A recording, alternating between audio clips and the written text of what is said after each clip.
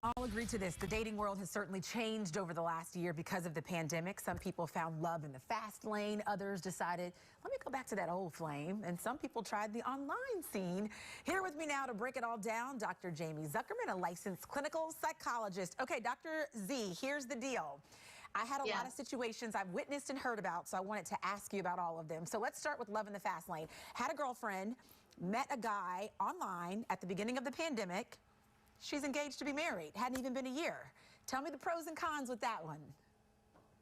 So we'll start with the pros. Okay. The pros are that everybody, and I know I've said this before to you, everybody's starting in the same place. We're all kind of coming from this collective trauma that we're experiencing. Yes. So we're meeting really kind of in the same spot. Whereas before this, we may have been at different levels. So there's that aspect of it. And, you know, sometimes people need to have that social space in the beginning. When they start dating, it makes them feel more comfortable. It makes the real them come out. Their guard is down a little bit. Yeah. So that's also a pro. Okay. The cons, I think, may outweigh the pros in this situation. Not all the time, but sometimes. Okay. Obviously, we don't really know somebody in the beginning. And in the beginning of a relationship, everyone's on their best behavior. Yep. You know, the beginning of a relationship is like social media. It's everybody puts their best face forward, best foot forward. So you really may not know somebody fully until you have an argument. And if you're not with them all the time, you may not have that opportunity to see how you'll resolve an argument. Yeah, I think it could be tricky, but listen, my fingers are crossed and I'm praying for anybody who's found love in this pandemic. What about those who've become frustrated? The dating world is hard, haven't found anyone, so they say, maybe I should go back to the ex. So this actually was something that came about when the pandemic started.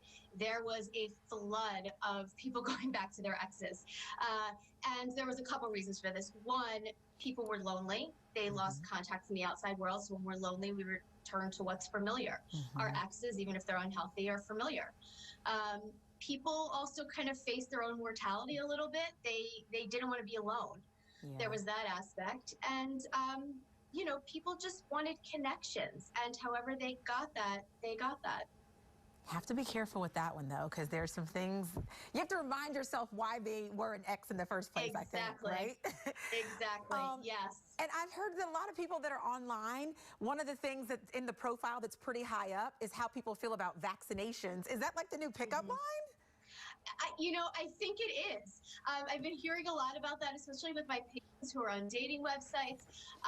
You know, and I think it's actually really smart because, you know, it doesn't really matter what's going to motivate you to get vaccinated. But if it's a dating app and it means you're going to get fewer dates if you're not vaccinated, if that's what motivates you, great. So be it.